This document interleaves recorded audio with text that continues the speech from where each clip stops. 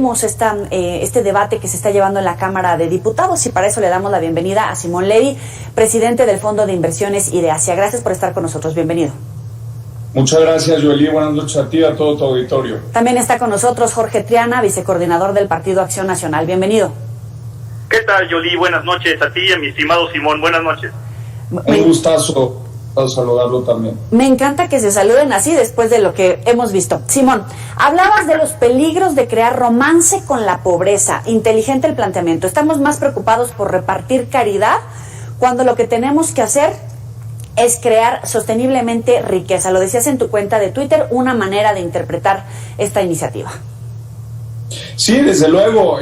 Yo creo que hay una confusión conceptual en donde el Estado no puede ser empresario y los empresarios no pueden cumplir con el papel del Estado, máxime de las obligaciones y de las situaciones que el gobierno esté o no esté cumpliendo. A mí me parece que hoy por hoy fundamentalmente la sociedad, el gobierno, todos en general, debemos estar preocupados en cómo creamos sosteniblemente riqueza, no cómo romantizamos con la pobreza. Y me parece profundamente importante que el centro del debate no es la deducibilidad de las OSC, sino cómo se incentiva fiscalmente a los empresarios que invierten en cultura, en educación, en ciencia y tecnología.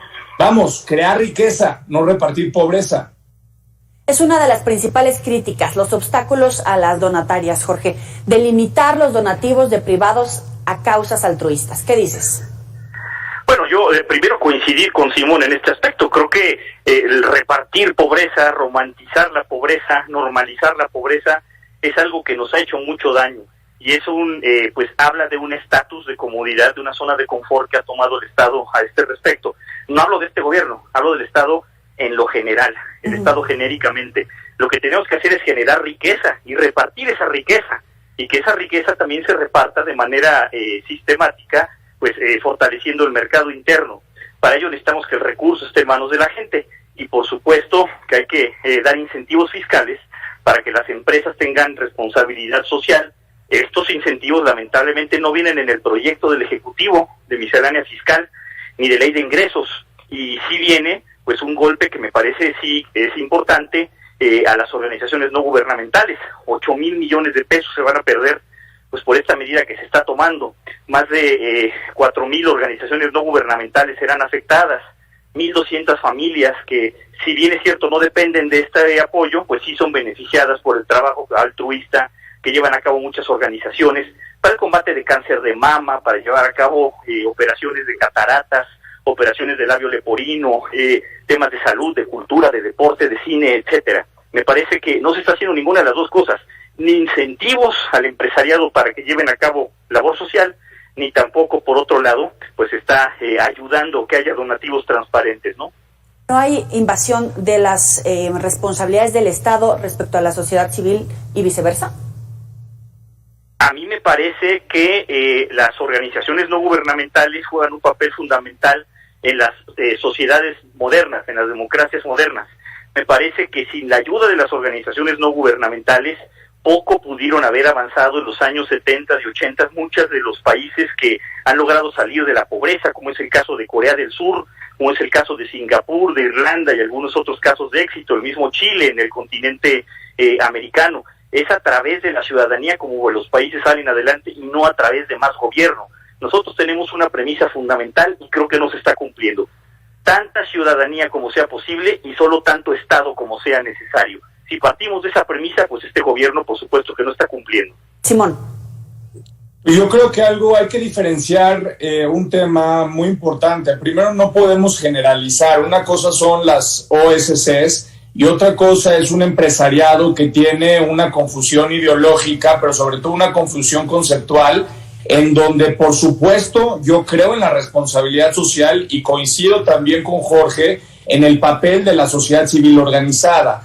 Pero el papel de una empresa no es repartir caridad ni repartir filantropía. Qué bueno que haga responsabilidad social. El punto importante aquí es que si tú vas a generar un tema, un proyecto, una actividad de responsabilidad social, no le puedes cargar también a la sociedad o puedes transformar el que tu aportación de caridad o de filantropía se transforme en un subsidio fiscal que tiene que ser pagado por toda la sociedad. Hay que diferenciar. Una cosa son las OSCs, que tienen un papel fundamental y que yo creo que tienen que transformarse y evolucionar, porque hoy más que nunca el papel de la sociedad tiene que estar centrado en la productividad. Insisto, no podemos romantizar con la pobreza, necesitamos elevar la productividad. ¿Cómo crece una sociedad? ¿Cómo genera crecimiento económico? Con productividad, no repartiendo dádivas, no repartiendo caridad. Entonces, yo creo que es muy diferente una OSC a una empresa que se dedica a hacer cócteles de caridad, que se dedica a generar marketing y publicidad, y eso lo convierte en un subsidio fiscal. Son dos cosas diferentes, ¿no? Y lo deduce, le pones el dedo en la llaga. ¿Cómo lo ves, Jorge? Bueno, yo estoy parcialmente de acuerdo. Te voy a decir por qué. Porque no dejo de reconocer que existe pues un sector del empresariado mexicano que se vale de esta deducibilidad de impuestos pues para evadir impuestos, esto es claro. Pero fíjate, la propuesta de miscelánea fiscal que estamos a minutos de votar, por cierto, aquí en la Cámara de Diputados, ni siquiera habla de empresas, habla de personas físicas. Lo que está topando es la cantidad de recursos que puede donar una persona física altruistamente a una organización no gubernamental, alrededor de 163,000 pesos. Es el tope que se está poniendo. Esta es una cantidad bajísima. Esto deja en un estado de indefensión completo a muchísimas organizaciones que sí hacen un papel serio, que sí ayudan a la sociedad, que incluso rebasan en muchas ocasiones al Estado, porque yo creo que la ciudadanía siempre va por delante del Estado. En los temas que mencionaba hace un momento, en el cáncer de mama, por ejemplo, cuántas mastografías realiza el gobierno contra cuántas realizan organizaciones no gubernamentales, se dispara casi en 2-1 la cantidad de las que hacen las ONGs, y estamos lastimando a las ONGs pues con este tope a la deducibilidad. Insisto, solo estamos hablando de personas físicas, porque esta propuesta del presidente no incluye personas morales, ¿no? Adelante, Simón. No, totalmente. Yo creo que es justo el comentario, y Jorge, ojalá que lo impulsen ese cambio en la redacción, porque por supuesto que tiene que haber una discriminación, una separación entre una persona física y una persona moral, y quien caiga en la hipótesis normativa, sea persona física o sea persona moral, pero en realidad quien comete más la evasión no son las personas físicas, son las personas morales, y no tendría sentido una modificación a la ley de ingresos cuando le estás topando a una persona física, cuando lo que tienes que hacer es claramente distinguir entre una persona física y quien de manera asidua, quien lo hace son las personas morales. Pasemos a otro tema. Jorge, decías que no ves incentivos a la empresa mediana y grande. No hay medidas contracíclicas. Te voy a dar un dato. Tuvimos una pandemia que generó la peor crisis económica mundial de muchos años, pero la peor crisis económica en la historia moderna de nuestro país. Y no hubo medidas contracíclicas. ¿Qué son estas medidas contracíclicas? Incentivos fiscales a las empresas para que no despidan empleados, diferimiento en el pago de compromisos fiscales, en el pago de cosas tan sencillas como la luz, como el agua. Y no estoy hablando de empresas grandes, ni siquiera de empresas medianas. Estoy hablando de las empresas o los negocios de barrio. Estoy hablando de una peluquería, de una papelería. Estoy hablando de una cafetería, de una tlapalería en alguna colonia o en algún pueblo o alguna zona rural. No hubo ni un peso de apoyo de parte de la Federación. ¿Qué es lo que generó esto? Pues un desempleo galopante, porque casi el 80% de los empleos formales de este país provienen de la micro, pequeña y mediana empresa. Entonces, pues solamente destinamos, fíjate, este dato es impresionante, destinamos el 0.9% de nuestro Producto Interno Bruto a medidas contracíclicas, cuando países como Alemania, no me comparo con Alemania porque la comparación no cabe, pero para que nos demos una idea, destinó arriba del 32%, pero países latinoamericanos como Perú destinaron arriba del 12% y nosotros 0.9%. Y esto fue por un capricho ideológico del presidente que tiene estigmatizados a los empresarios, que mete en el mismo cajón a un empresario opulento, abusivo, gandalla, acaudalado, de esos que abundan en este país, y también al microempresario que apenas puede tener una miscelánea y que vive al día. Esto me parece que nos hizo mucho daño y por eso cosechamos casi 4 millones de nuevos pobres en esta administración. Simón, más que una estrategia económica de reactivación, tiene una motivación ahí ideológica, incluso por esta estigma que le pone a estos empresarios?